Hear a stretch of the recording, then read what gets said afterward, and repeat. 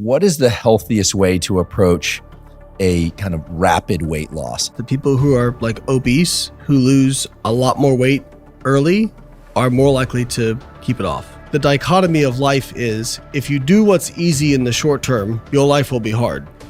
If you do what's hard in the short term, your life will get easier. And we are probably not optimized, certainly not optimized for our own health, because people will eat themselves to death, drug themselves to death, etc., simply because something felt good at one point. As your body fat goes down, the percentage of weight loss from lean mass goes up. So people who are very obese, because they have so much adipose tissue to pull from, there's very little reason for the body to catabolize lean tissue. For a lot of overweight or obese people, if they start a diet and they don't see something quickly, they kind of bail on it because it's not working. Whereas if they see some rapid results pretty quickly, they buy in even harder. What is the healthiest way to approach a kind of rapid weight loss? And here what I think is happening is somebody has an event coming up, or they're just tired of being the weight they are, or carrying the amount of adipose tissue they are, and they wanted to know whether or not it is safe to, for instance, lose 3 pounds a week for a few weeks in anticipation of a wedding or some other event, and whether or not straight caloric restriction and increasing activity is the best way to approach that. With the understanding that they may gain back a little afterwards. They might, I think ideally they'd like to maintain it afterwards. But what do you think of that sort of approach? Cutting caloric intake in half, for instance, and then doubling your physical output. So it's interesting because you might be surprised by what I'm going to say, which is the research data actually tends to suggest that people who are like obese, who lose a lot more weight early, are more likely to keep it off. Which seems a little bit kind of contradictory, right? Like, well, that doesn't seem very sustainable. But again, you're weighing competing things. So there's sustainability aspect, but then there's also like buy-in is huge for sustainability, right? So for a lot of overweight or obese people, if they start a diet and they don't see something quickly, they kind of bail on it because it's not working. Whereas if they see some rapid results pretty quickly, they buy in even harder, right? And so I think the conversation, especially for if there's any coaches or trainers out there, is just presenting that as, one of my favorite lines is, there are no solutions, there's only trade-offs. I think Thomas Sowell said that.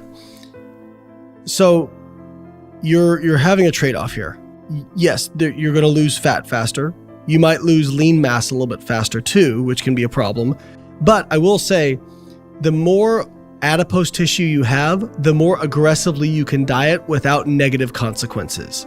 Somebody like me doing a really aggressive diet is not going to be good for my lean mass. 1, I have a higher lean mass than normal. 2, I have a lower body fat than normal. As your body fat goes down, the percentage of weight loss from lean mass goes up. So people who are very obese, because they have so much adipose tissue to pull from, there's very little reason for the body to catabolize lean tissue. Now, that being said, if you go on people misinterpret, they're like, well, I got a in-body done or a DEXA done, and I've lost, 2 pounds of lean mass, and they've lost 20 pounds overall. Well, keep in mind, adipose tissue itself is 13% lean mass. So there's actually protein component to the structural component of the adipose tissue, and it does have some water. So it's about 87% lipid, but the other part is lean. So at minimum, you should expect a 13% reduction in lean mass when you diet. And then when you consider you lose body water overall, which registers as lean mass, and you lose your splanchnic tissues can shrink a little bit. So it's normal to lose, for the average person to lose 25 or 30% of the weight that they lose from lean mass, but that doesn't mean skeletal muscle tissue. And again, the more adipose you have, the more aggressively you can approach the diet without really negative long-term consequences to lean mass or your overall health. But balance that with, okay, if I'm going to do this, I need to understand that I'm not going to be dieting this way forever. I'm doing this to give myself a boost at the beginning, and I have to be okay at some point with transitioning to something that's a little bit more sustainable. Based on what you just said, it reminds me of the satiety signal effect of exercise you mentioned earlier, that exercising can improve our sense of when we've had enough to eat. I just want to briefly mention that when Ali Crum was on the podcast, what she was telling me was that if people believe that a food is nutritious for them, then eating less of it registers as more satiating. Whereas if people view dieting as a deprivation system, like, dieting is hard and the food sucks and it's terrible, well, then they crave all sorts of other things. Whereas they actually observe in their studies where people report reduced craving if they are told, for instance, a chicken breast and broccoli and some olive oil and rice is actually quite nourishing. It's actually really good for you. Yeah. Then people eat that and they feel like they've actually eaten more. The satiety signaling goes up. So it's just a point that Ali made. Those aren't my data. Satiety is so impressive because even the rate at which you eat, and right down to the size of the plate and the color of the plate, like the contrast in color. Really? They see, I can't remember exactly. I think it's if the plate is a similar color to the food, I think people eat more. Whereas if it's a bigger contrast, they eat less.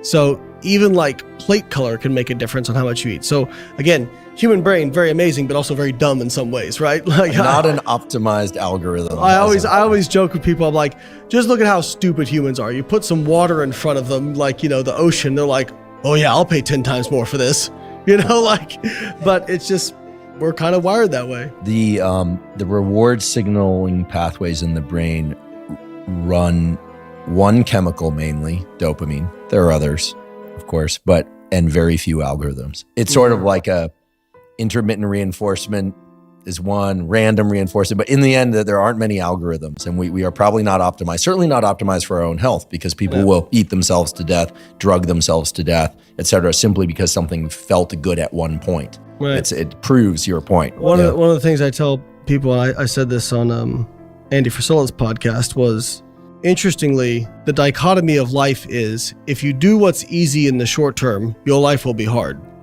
If you do what's hard in the short term, your life will get easier. It's very strange. And actually, Ethan Suplee had a great example of this. When he was over 500 pounds, he said, the amount of work I had to do to construct my life that I could just live was so much more work than just going to the gym for a couple hours a day. He's like, the gym work is hard. He's like, but when I look back at how much work I had to do to sustain that lifestyle versus just going to the gym and restricting calories. He's like, to maintain the lifestyle of being 500 pounds was infinitely more difficult than what I do now. And so again, great example, short-term hard, going to the gym, calorie restriction, long-term, life's easier.